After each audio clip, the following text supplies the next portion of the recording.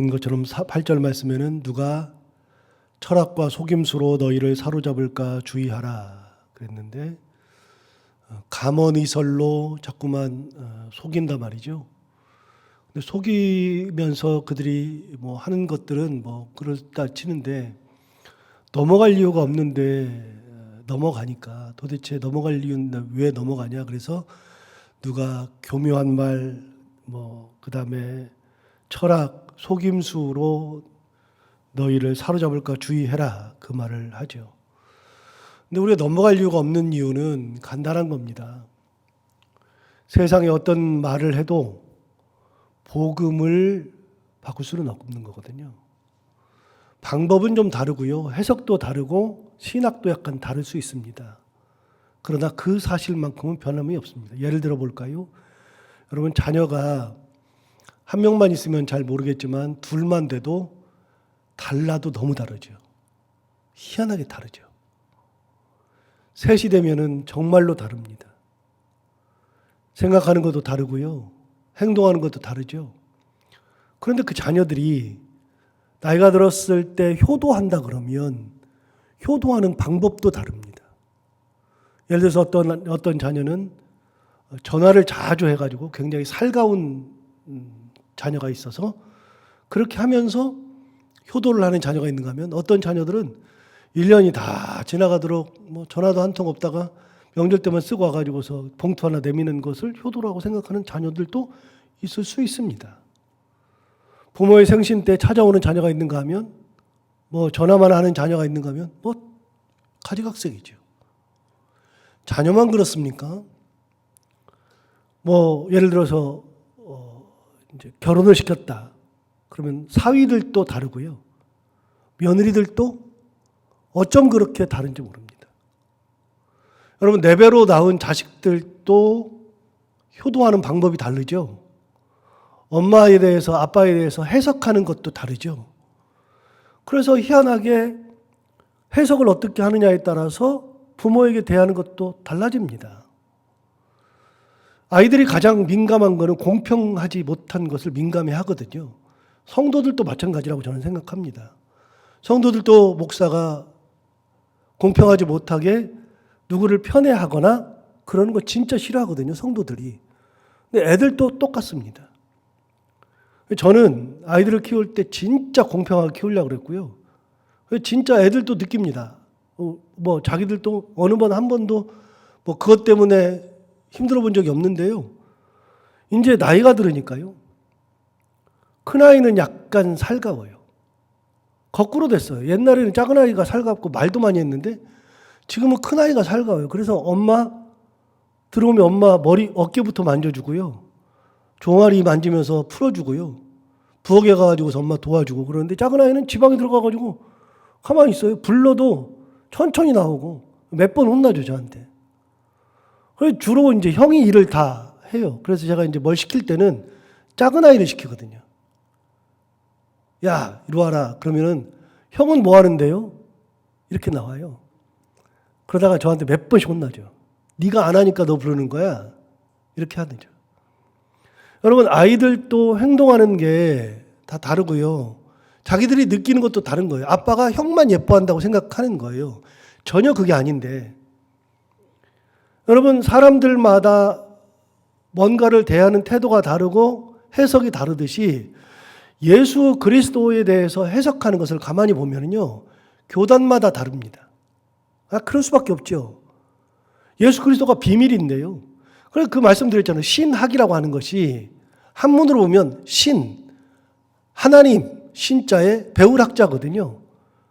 그러면 이게 무슨 뜻이냐면 두 가지의 뜻을 가지고 있다고 우리 교수님이 그러시더라고요. 그게 이제 30년 전에 배운 게 아직도 잊혀지지 않아요. 신학이라고 하는 것은 두 가지의 뜻이 있다. 첫 번째는 신에 대해서 알아가는 학문. 하나님에 대해서 알아가는 학문이에요. 그래서 우리가 하나님에 대해 신학을 하면서 하나님을 배우죠. 두 번째는 신의 학문이라고 합니다. 하나님의 학문. 그래서 우리가 신학을 배울 때는요. 하나님이 우리에게 가르쳐 준 것까지만 아는 겁니다. 하나님이 아직도 드러내지 못한 것들은 우리가 모릅니다. 인간이 아무리 뛰어나도 하나님을 다 알 수 없으니까요. 그래서 하나님이 우리에게 가르쳐 주신 거기까지만 딱 아는 거, 그걸 공부하는 것이 신의 학문. 신에 대해서도 공부하지만 신이 가르쳐 주는 것까지만 공부하는 신의 학문, 이렇게 규정을 해줬어요. 그 말이 맞다고 지금도 생각합니다. 여러분, 아무리 많이 알아도 하나님에 대해서 모르는 것들이 지금도 저한테 많습니다. 그럼 예수 그리스도에 대해서 해석이 달라요. 그러면 해석이 다르면 그게 새로운 해석이고 뭐 대단하고 그래서 뭐 얼마나 대단한 것이냐고 따라가고 전혀 그렇지 않다는 겁니다. 도대체 현혹될 게 뭐 있느냐? 속임수에 넘어갈 게 뭐냐? 교묘한 말로 해가지고서 뭐가 새로운 것이 있느냐? 이야기하는 것이 뭐 얼마나 대단하냐? 아니라는 겁니다. 예수만 딱 붙들면 조금씩 해석이 달라도 조금씩 뭐 다른 얘기를 하더라도 그래도 우리는 예수님의 자녀고 복음으로 구원받는 거죠. 여러분, 우리 자식들이 돈을 가져와야 자식이에요? 돈 뜯어가면 자식 아니에요? 돈을 뜯어가는 자식도 있어요. 그런데 뜯어가는 것에서 그치지 않고 아예 집안을 말아먹는 자식도 있어요. 감옥 가는 자식도 있을 수 있고요. 크게 잘 되는 자식도 있을 수 있어요. 그러면 잘 되는 자식만 내 자식이에요? 아니에요. 내 자식은 내 자식인 거예요. 그래서 복음이라고 하는 것을 가지면 우리는 하나님의 자녀거든요. 그럼 어디를 가나 똑같고요. 무슨 말을 들으나 똑같은 거예요. 그것만 가지고 있으면 돼. 복음이라고 하는 거예요. 자, 복음은 네 가지라 그랬어요. 하나님이 우리를 사랑하신다. 그 하나님이 우리를 사랑하셔서 예수 그리스도를 우리에게 보내주셨다. 그 예수 그리스도께서 우리를 위하여서 십자가에 달려서 돌아가셨다. 십자가에 달려 돌아가신 그 예수 그리스도를 믿기만 하면 우리가 구원을 받는다. 네 개, 사형리, 네 개 영리. 영적인 이론 그런 뜻이죠. 사형리. 네 개의 영적인 이론. 그 사형리만 알면 돼요. 그 사형리만 있으면 돼요. 뭐 대단한 거를 많이 배워야 뭐 신앙생활을 잘하고 뭐 대단하고 그런 것들이 전혀 아니고요. 대단한 걸 안 배워도 괜찮다니까요. 의미 없어도 괜찮다니까요. 주님만 딱 붙들고 있으면 되죠. 주님, 그분. 그래서 교묘한 말로 속이는 거, 무슨 뭐 철학을 가지고서 이야기하는 거, 그걸 하려고 하는 사람들을 주의해라. 별로 의미 없다. 그 얘기입니다. 8절 다시 볼까요? 누가 철학과 헛된 속임수로 너희를 사로잡을까 주의하라. 예. 뭐 이상한 소리 하거든. 야, 이게 별로 의미 없는 건데 왜 하지? 4절도 볼까요? 4절.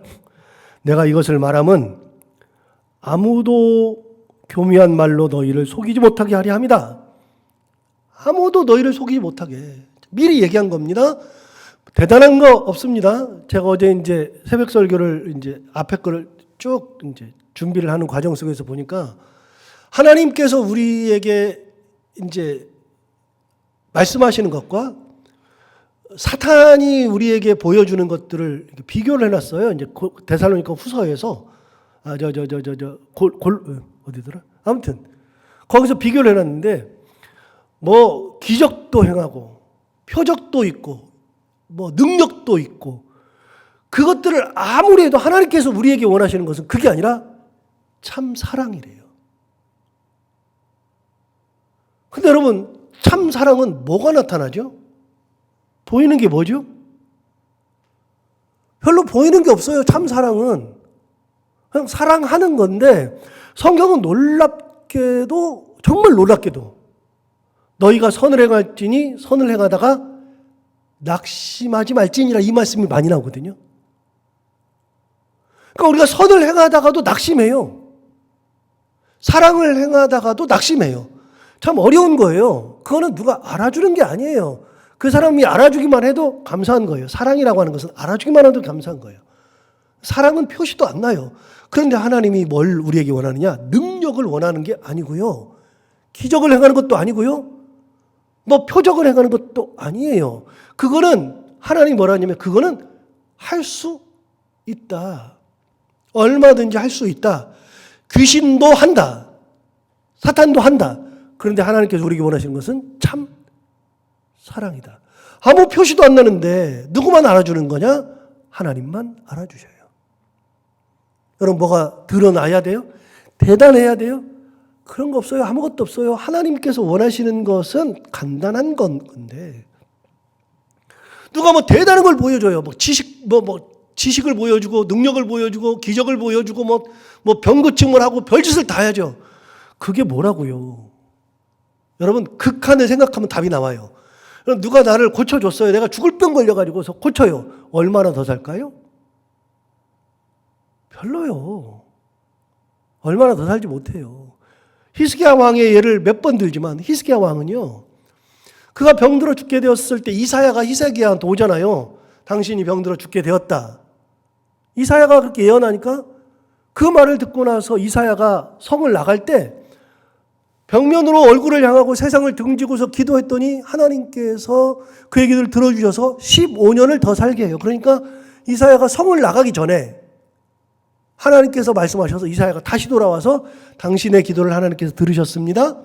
15년을 더 살 겁니다. 그런데 사실은 15년을 더 살아요. 그런데 놀랍게도요, 여러분, 15년을 더 살았는데 그러고 나서 이사야가 병고침 받고 나서 망해버렸어요. 병고침 맞기 전에 하나님 앞에 그랬어요. 내가 하나님 앞에 어떻게 살았는지, 얼마나 의롭게 살았는지 하나님이 다 아십니다. 내가 하나님을 사랑하는지 하나님 다 아십니다. 그러니까 하나님께서, 그래, 네가 나한테 얼마나 이렇게 했는데, 네가 얼마나 나를 이렇게 의롭게 살고 사랑하고 살았는데, 하나님 딱 고쳐주셨어요. 그러면 그렇게 살아야죠. 근데 병 고치고 났더니 그가 나았다는 소식을 멀리서 듣고 사신을 보냈는데 갑자기 교만해져가지고, 하나님께서 다 하신 겁니다. 내가 뭘요? 이렇게 하면서 겸손하게 가야 되는데 어떻게 했어요? 자기가 그동안 모아놨던 무기고를 확 열어서 무기고를 다 보여주고, 자기가 모아놨던 금은 보화를 저장한 저장고를 다 열어서 다 보여주고, 내가 이런 사람이다 하고서 딱 하는 순간에 하나님이 그를 떠나버리잖아요. 제가 그걸 보면서 느끼는 게 있어요. 살면 얼마나 더 살겠다고요? 근데 죽을 병 걸렸다가 고쳐봐야 몇 년 살겠죠. 별 의미 없어요. 우리는 극한 상황은요, 결국은 우리는 한 번 살고 가는 인생이에요. 가는 인생. 뭐 대단한 게 있어야 돼요? 속임수로 무슨 말을 하고 가문이설하고서 우리를 끌어가고 거기다 데려다 놓고, 거기 가면 대단한 게 있어요? 진짜 없어요. 아무것도 없어요. 오히려 이단 가운데 가면 예수가 없어져요. 점점. 처음에는 있는 줄 알았는데 예수가 없어지고요. 성경도 자기들 마음대로 해석을 하니까, 성경을 성경으로 해석하지 않고 성경을 자기 마음대로 해석하니까 모르는 사람들의 입장에서야 정말 대단하다 그러는데, 저처럼 성경을 좀 아는 사람이 조금 한 시간도 못 듣는다니까요. 제가 신천지 강의를 15개짜리를 받아서 듣는데 한 1시간 반씩 강의하는 거예요. 그러니까 거기 학습하는 데 가가지고서 매 이렇게 수요일 날 한 번씩 가거나 일주일에 2번 가거나 해서 강의하는 것을 녹음해 온 걸 제가 들었는데 15개인가 가지고, 목사님 이거 들어보세요. 이제 그래서 제 컴퓨터에다 깔아가지고 듣다가 한 30분을 듣다가 도저히 못 듣겠어서 막 구역질이 나가지고 못 들었어요. 아직도 안 들었어요. 그래서 결국은 이건 들을 필요도 없다 그래서 지워버렸거든요. 없애버렸어요. 컴퓨터에 깔았다가. 별게 없어요. 그 사람들은 예수님과 상관이 없어요. 전혀 상관없어요. 하나님 그러셔요? 하나님 앞에 그 사람들이 있을 때, 제가 어제도 설교 준비할 때 나중에 이 얘기 할 거예요. 한 달 보름 있으면 이 얘기 또 할 건데, 능력도 행하고 기적도 행하고 표적도 있고 막 그러고, 하나님은 참 사랑을 얘기하는데 하나님이 왜 도대체 참 사랑만 얘기할까? 보세요. 제가 똑같이 써놨어요. 어제 이렇게 써놨는데, 마태복음 7장에 의하면 산상보훈에 그 사람들이 뭐라 그러냐면 이렇게 얘기해요. 그때 불법을 행한 자들이 나에게 와서 이르기를, 주여 우리들이 주의 이름으로 권능을 행하고 주의 이름으로 선지자 노릇하고 주의 이름으로 병든 자를 고치었습니다. 그랬더니 주님 뭐라 그래요?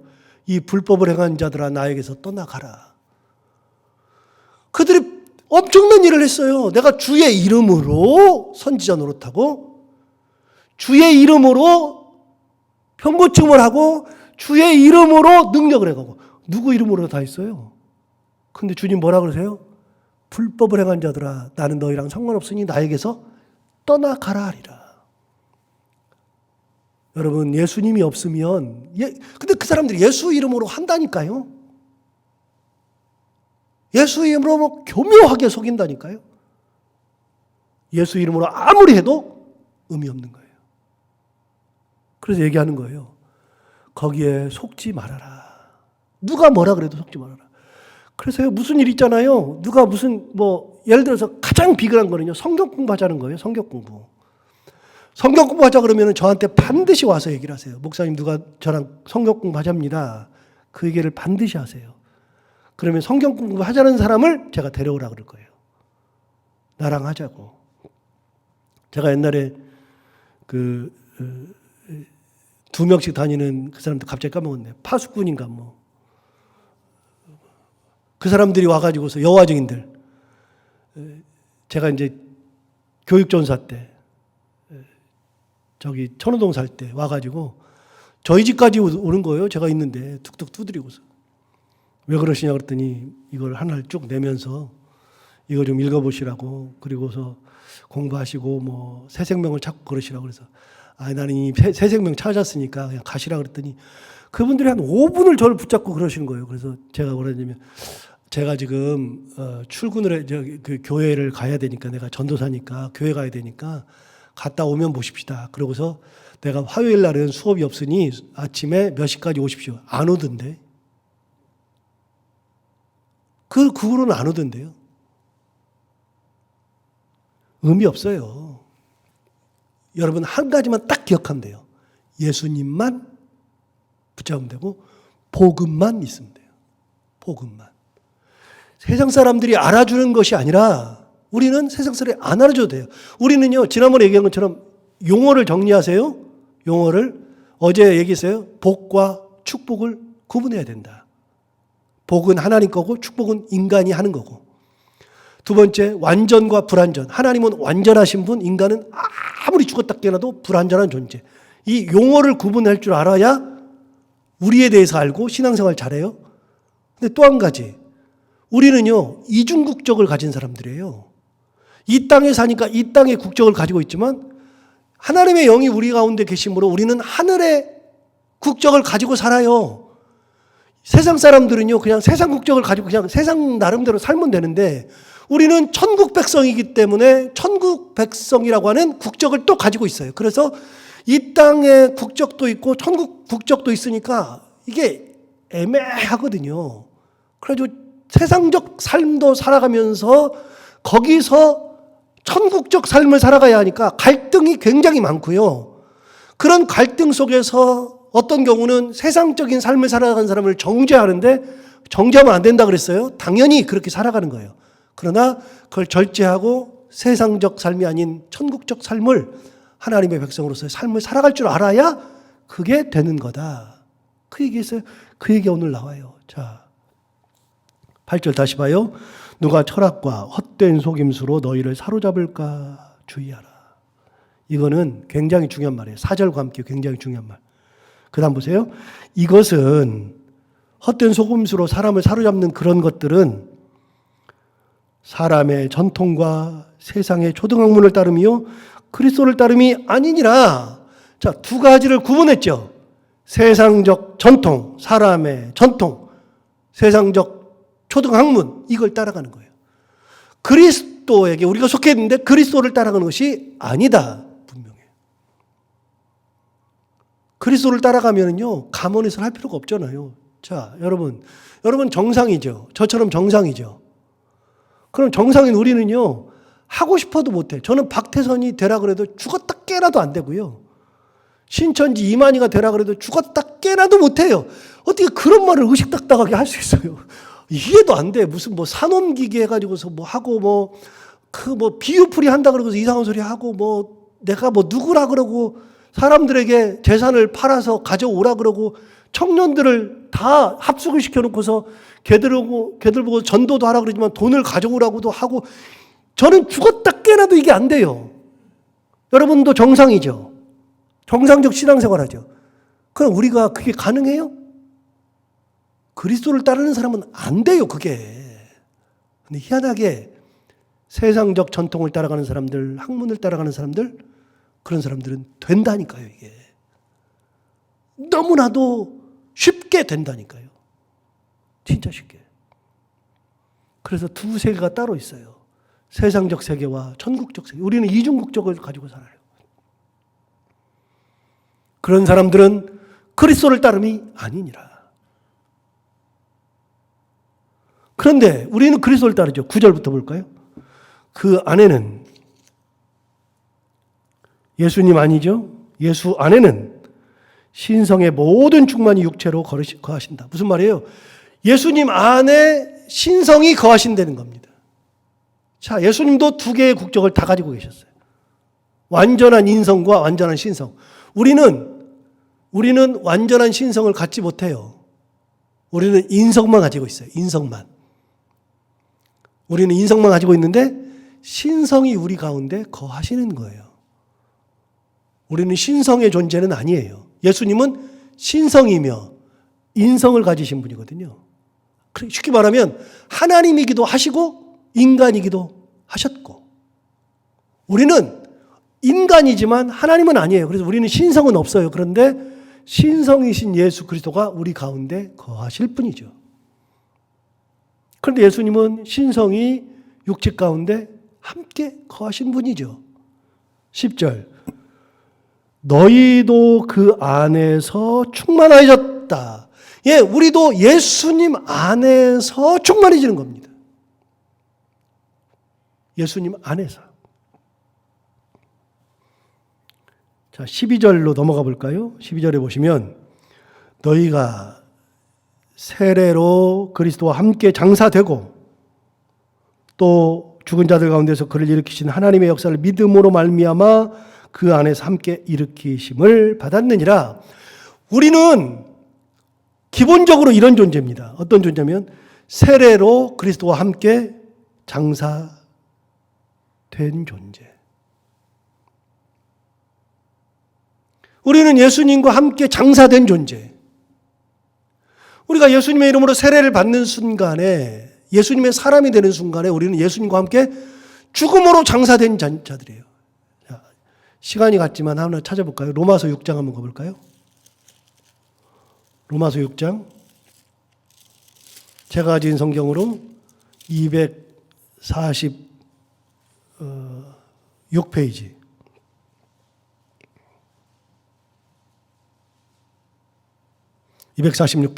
로마서 6장 3절부터 보시면 이렇게 얘기합니다. 로마서 6장 3절. 무릇 그리스도 예수와 합하여 세례를 받으노리. 자, 우리 세례는요, 예수님과 함께 합해지는 것이 세례거든요. 무릇 그리스도 예수와 합하여 세례를 받은 우리는 그의 죽으심과 합하여 세례를 받은 줄 알지 못하느냐? 그래서 우리는 죽음도 같이 가는 겁니다.